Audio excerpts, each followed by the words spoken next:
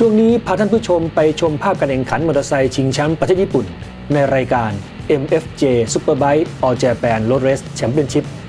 2014 ซึ่งยามาฮ่าได้มีการส่ง2นักแข่งไทยครับเฉลิมพลผลไม้และเดชาไกลศาสตร์ลงทำการแข่งขันตลอดปีฤดูกาล 2014 นี้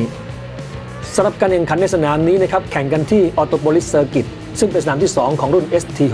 600ยามาฮ่าได้ส่งเฉลิมพลผลไม้ครับหมายเลข65ของไทยนี่แหละครับคันนี้เลยครับออกสตาร์ทในอันดับที่ 6จากนั้นก็มีการแข่งขันขับเคี่ยวอย่างตื่นเต้นตลอดทั้งการแข่งขันเฉลิมพลผลไม้นะครับในสนามแรกที่ผ่านมาเข้าเส้นชัยอันดับที่ 6และสนามนี้นะครับก็ยังคงขับเคี่ยวกับผู้นำและสามารถเข้าเส้นชัยเป็นอันดับที่ 4ได้อย่างตื่นเต้นเก็บคะแนนรวมทั้ง2สนามได้24คะแนนในขณะที่ผู้นำอันดับ1นั้นนะครับมี37คะแนนครับจบจากรุ่น ST 600แล้วนะครับก็มาถึงรุ่นของ GP2 ซึ่งรุ่นนี้นะครับศักดิ์ศรีเทียบเท่ากับรุ่น Moto2 ของการแข่งขันในรายการ MotoGP เลยทีเดียวสำหรับ Yamaha Thailand Racing Team นั้นนะครับได้ส่งเจ้าตั้นเดชาไกรศาสตร์ดีกรีแชมป์รุ่น ST 600เมื่อปี 2012 ที่ผ่านมาในหมายเลข 7นะครับควบ Yamaha R6 ออกสตาร์ทในอันดับที่ 3แต่ว่าเพียงโค้งแรกเท่านั้นครับเจ้าตั้นก็สามารถจะขยับขึ้นมาอยู่อันดับที่ 2ได้อย่างสบายๆโดยตามหลังนะครับนักบิดเจ้าถิ่นดีกรีนะครับนักแข่งที่เคยแข่งรุ่น MotoGP มาก่อนยูกิทากาฮาชิครับ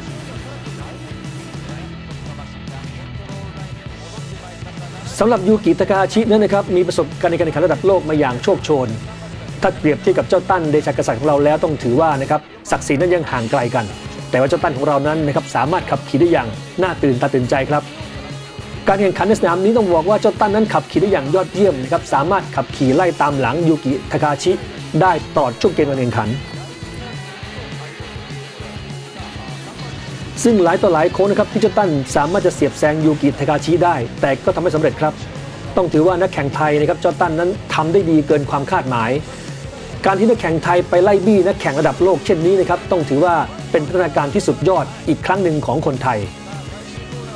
ยามาฮ่าหมายเลข 7นะครับ YZF R6 ของเจ้าตั้นนั้นให้พลังแรงม้าและการขับขี่ที่เหลือเชื่อในสนามนี้เป็นอย่างมาก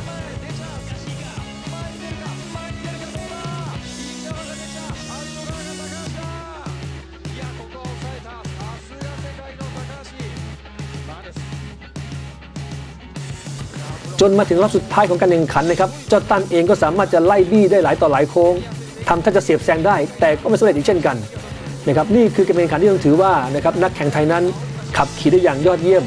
แม้กระทั่งชาวญี่ปุ่นนะครับยังตบมือยกย่องให้นักแข่งไทยคนนี้นะครับว่าเป็นนักแข่งที่มีฝีไม้ลายมือที่ไม่แพ้คนญี่ปุ่นอดีตดีกรีแชมป์รุ่น ST 600นั้นนะครับสามารถทำให้นักแข่งญี่ปุ่นนั้นต้องเกรงขามนักแข่งไทยคนนี้อย่างมากมาย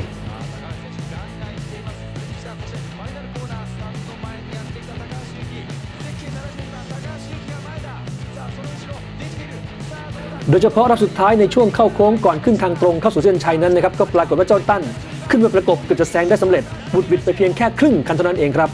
ส่งผลให้ยูกิทากาฮาชินั้นคว้าแชมป์สนามแรกไปครองได้อย่างสวยงามและเจ้าตั้นก็ได้อันดับ 2ไปอย่างสวยงามเช่นกันและจากการขับเคี่ยวอย่างตื่นเต้นตลอดเกมการแข่งขันในสนามแรกนี้นะครับทำให้ยูกิทากาฮาชินั้นต้องขอจับมือจับไม้แสดงความยินดีกับเดชาไกรศาสตร์ของเรานี่คือภาพแห่งความประทับใจนะครับของการแข่งขันในสนามแรกที่ออโตโปลิสประเทศญี่ปุ่นครับ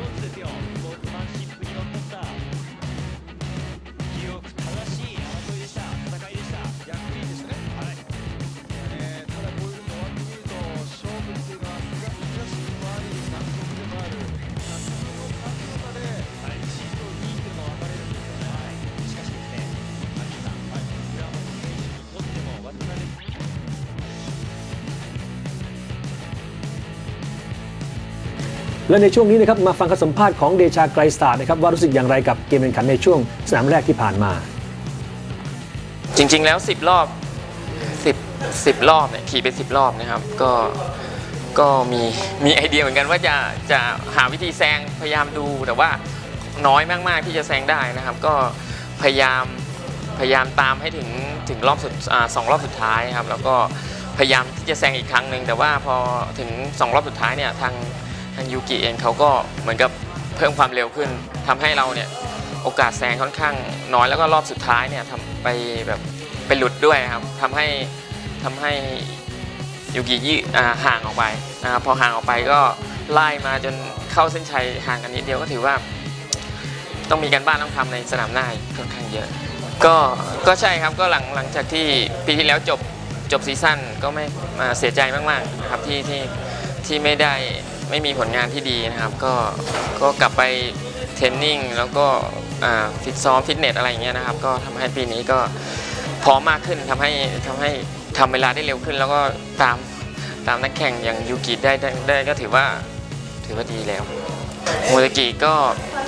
อีกเดือนหน้าเน็กมันก็เป็นก็ถือว่าตอนนี้เราสตาร์ทได้ดีแล้วครับก็ต้องคอนติเนียต่อไปแล้วก็พัฒนาขึ้นเรื่อยๆในสนามหน้าก็คิดว่าจะทำผลงานให้ดีต่อเนื่องจนถึงสิ้นปีครับและนี่ก็คือความสำเร็จของนักแข่งไทยนะครับในการแข่งขันมอเตอร์ไซค์ชิงแชมป์ประเทศญี่ปุ่นในรายการ MFJ Superbike All Japan Road Race Championship 2014 สนามเปิดฤดูกาลนะครับที่ออโตโปลิสเซอร์กิตซึ่งนักแข่งไทยนะครับก็สามารถจะขับเคี่ยวกับนักแข่งระดับโลกได้อย่างน่าตื่นตาตื่นใจแม้ว่าจะเข้าอันดับที่2นะครับแต่ก็ถือว่าเป็นผลงานที่ยอดเยี่ยมในสนามแรกของฤดูกาลนี้ซึ่งเจ้าตัวนะครับก็บอกว่า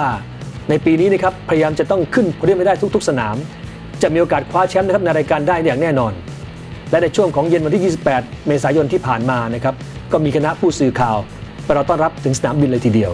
นี่คือคณะนักแข่งของไทยครับนำหน้าโดยคุณกรทัศน์แก่นจันดาเจ้าตั้นเดชาไกรศาสตร์ครับและก็เฉลิมพลผลไม้นี่คือสองนักแข่งไทยนะครับที่ได้ไปสร้างชื่อเสียงกับคนไทยมาอย่างมากมายในช่วงหลายปีที่ผ่านมาจากนั้นก็เป็นการถ่ายภาพหมู่ร่วมกันนะครับเพื่อแสดงความยินดีกับนักแข่งไทยทั้งสองคนที่ได้สร้างชื่อเสียงกับคนไทยมาอย่างยาวนานและช่วงนี้นะครับมาฟังสัมภาษณ์ของคุณกรทัศน์แก่นจันดาผู้อำนวยการทีมแข่ง Yamaha Thailand Racing Team ครับครับสำหรับผลงานของ2นักแข่งไทยนะครับเป็นเดชาไกรศาสตร์และเฉลิมพลผลไม้ทั้ง2คนก็เพิ่งกลับจากการแข่งขันของรายการ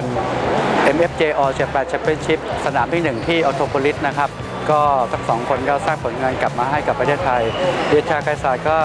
ได้คว้าโพเดียมแรกนะครับเปิดประเดิมสนามแรกก็คว้าโพเดียมแรกให้กับประเทศชาตินะครับซึ่งก็เป็นความภาคภูมิใจที่ของชาวไทยอีกขั้นหนึ่งนะครับส่วนเฉลิมพลก็ยังมีการได้ที่4ในครั้งนี้นะครับผลรวมอันดับ4ใน2สนามก็ต้องมีการปรับปรุงหลายๆอย่างไม่ว่าจะเป็นเรื่องตัวรถหรือว่าเป็นเรื่องการเข้าใจกับสภาพของยางใหม่ที่เปลี่ยนไปในครั้งแรกก็ทั้ง2คนก็พยายามจะทำให้ดีที่สุดนะครับก็ในสนามหน้าเราก็จะเริ่มไปการแข่งขันที่โมเตกิประเทศญี่ปุ่นอีกครั้งหนึ่งเป็นสนามที่3ของเฉลิมพลผลไม้และเป็นสนามที่2ของเดชาไกรศาสตร์วอนประชาชนชาวไทยช่วยเชียร์และให้กำลังใจทั้งคู่นะครับเราจะกลับเอาความภาคภูมิใจของคนไทยใหม่ครั้งหนึ่งเพื่อเป้าหมายในสิ้นปีเพื่อเป็นช่วงแชมป์กลับมาให้กับประเทศชาติครับสำหรับผลการแข่งขันในสนามน่าจะเป็นอย่างไรนะครับนักแข่งไทยจะสามารถคว้าแชมป์เหนือนักแข่งญี่ปุ่นได้หรือเปล่าติดตามกันต่อไปครับ